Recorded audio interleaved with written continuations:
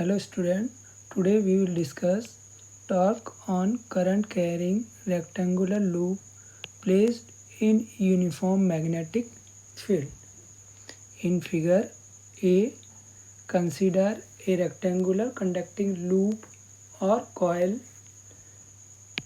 A, B, C, D of a wire of length L and width B carrying current I is placed or suspended in a uniform magnetic field B acting in the plane of the paper from left to right. Suppose that the coil carries current I in the direction A, B, C, D, A. Okay, and the normal to the plane of the coil makes an angle theta with the direction of the magnetic field. Normal makes angle theta with the magnetic field. The magnetic field B vector is perpendicular to the side AB. Here it is the side AB, magnetic field B angle 90, and with CD and magnetic field B angle 90 means normal. Okay, and the angle between the side BC, here side BC, or AD, here AD, and the magnetic field is angle alpha. Okay, let F1 vector, F2 vector, F3 vector and F4 vector be the forces acting on the four current carrying sides DA, BC and AB and CD of the coil respectively due to the magnetic field. Force acting on side AD, here side AD of the conducting loop carrying current I due to magnetic field is given by F1 is equal to I B vector cross capital B vector. Here small b is width of the coil, where I B vector is a vector in the direction of flow of current through the side DA of the coil. Since IB vector and B vector make angle alpha, we have F1 is equal to IB capital B sin alpha. Equation first. According to the Fleming left-hand rule, the force F1 acts on side DA in the direction of vector I B vector cross B vector, that is in the plane of the coil and in the upward direction. Okay, the force acting on side BC, here it is side BC, okay, of the loop is given by F2 vector is equal to IB vector cross capital B vector. Since IB vector and capital B vector makes angle alpha, so we have F2 is equal to IBB sine alpha. It is equation second. The force F2 vector acts in the direction of vector IB vector cross B vector, that is in the plane of the coil and in the downward direction. Okay, thus forces F1 and F2 vector acting on the coils are equal, both are equal from equation first and second in magnitude and in opposite direction. Here F1 upward direction and F2 downward direction. Okay, as the forces F1 and F2 have the same line of action, okay, their resultant effect on the coil is 0. That is F1 vector is equal to minus F2 vector, okay, and their line of action coincide with each other, therefore forces cancel each other. The force acting on the side AB, here it is the side AB, okay, so F3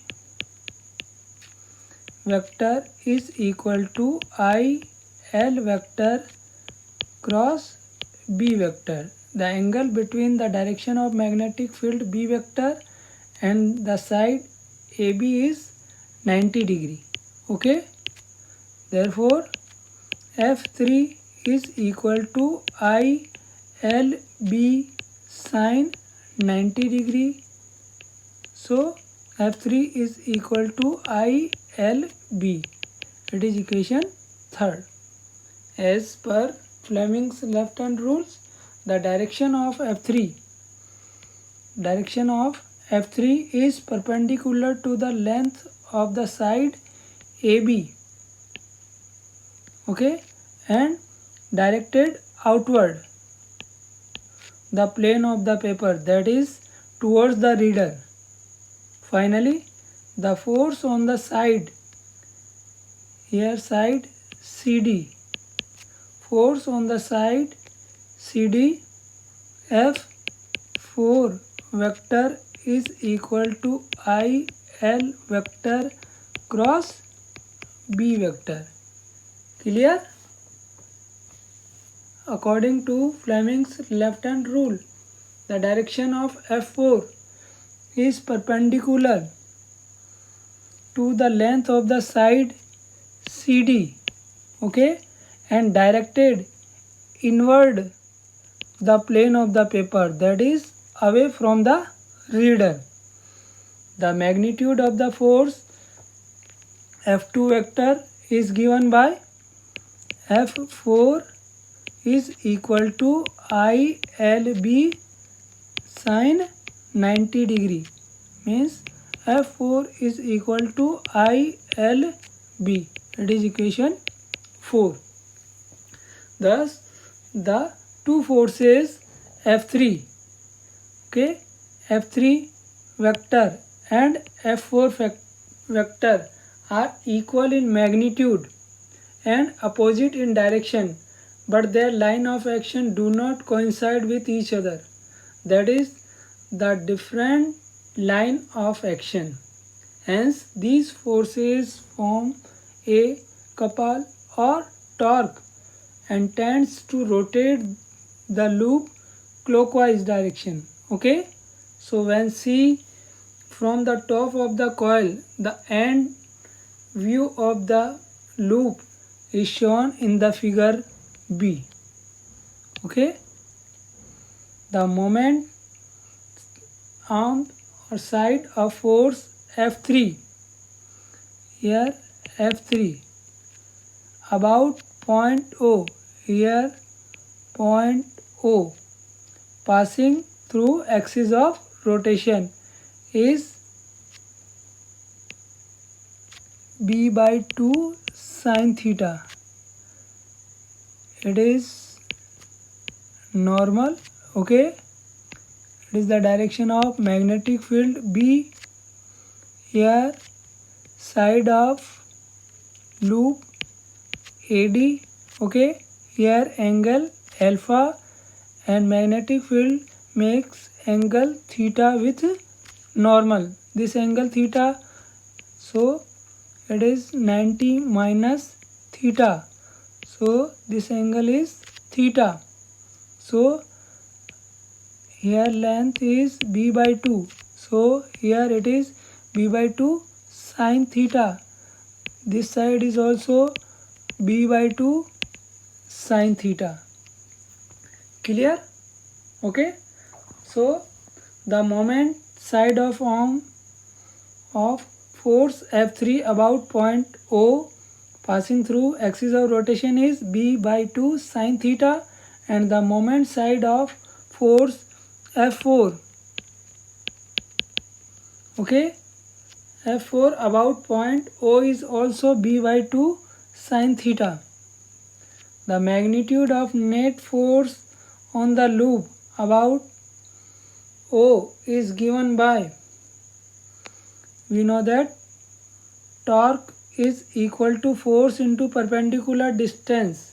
Okay, so here tau is equal to F3 into perpendicular distance B by 2 sine theta from figure B.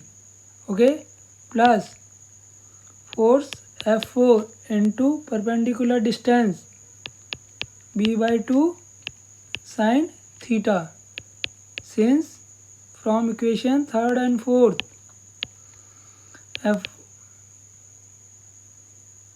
F3 is equal to F4 is equal to BIL.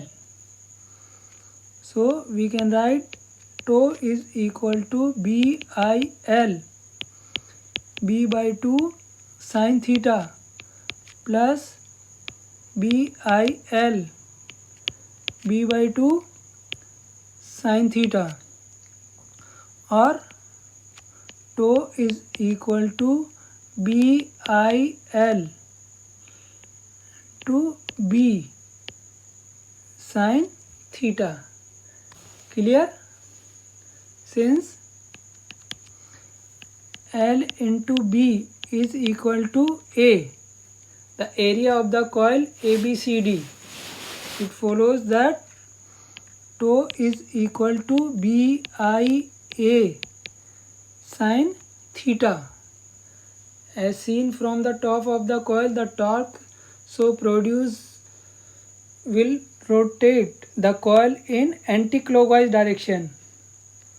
In vector notation, we can write tau vector is equal to IA vector cross B vector.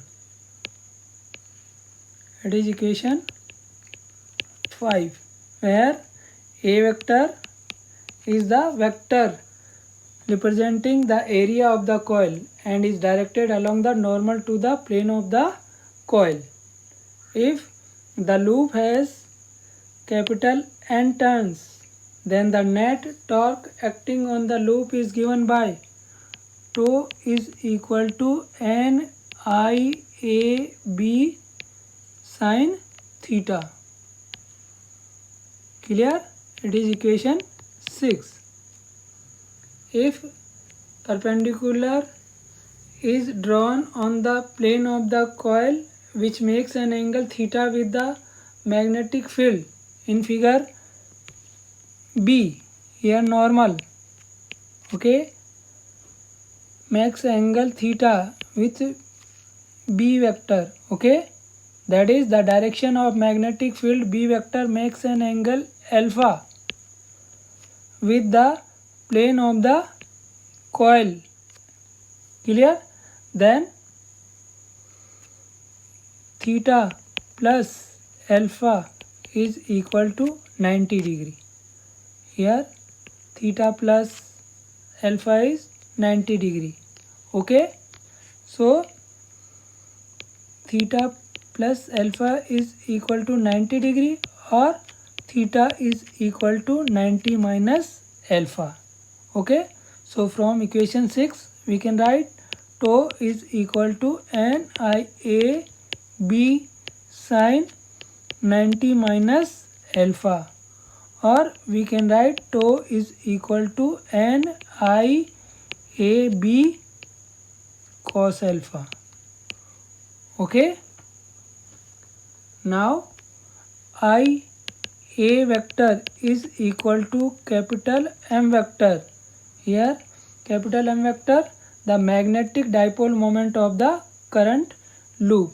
Therefore from equation 5 we can write tau is equal to M vector cross B vector.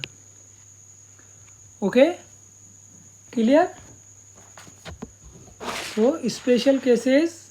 First, if theta is equal to 0 degree, then from equation 6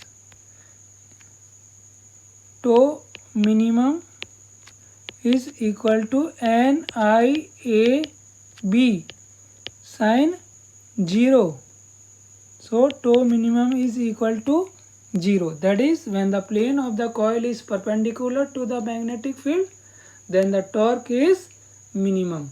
Okay, thus the loop will be in the position of equilibrium. Okay, next, second, if the current carrying loop or coil is aligned in such a way that the plane of the loop or coil is parallel to the direction of the magnetic field, then theta is equal to 90 degree.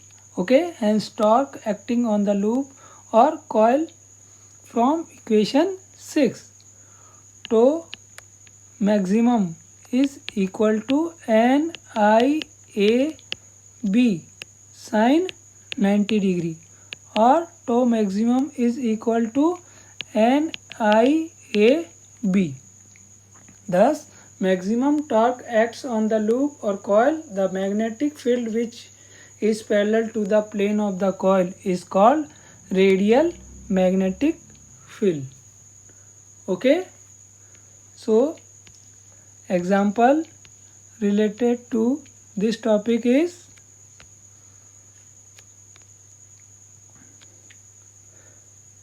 a circular coil of 20 turns and radius 10 cm is placed in a uniform magnetic field of 0.01 Tesla normal to the plane of the coil. If the current in the coil is 5.0 ampere, then first, what is the total torque acting on the coil, and second, also find the torque if the field is parallel to the plane of the coil. Solution: here N is equal to 20, okay, and R is equal to 10 centimeter, means 0.1 meter, okay, and B is equal to 0.01 Tesla, I is equal to 5.0 ampere, okay, and theta is 0 degree. Okay, so first, using torque is equal to NIAB sine theta. So we get tau is equal to NIAB sine 0 is equal to 0. In second case, tau is equal to NIAB sine 90 degree. Okay, so we get tau is equal to NIAB, or we can write tau is equal to NIA area pi r square, okay, into B. So put the value. So tau is equal to N20 I n pi r square into B. So I here 5 into pi 3.14 into r. Okay, so 10 to the power minus 2 into 1 into 10 to the power minus 2. Okay,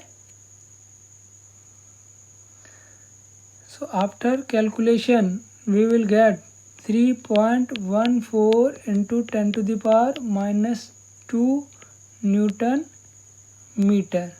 Okay, clear?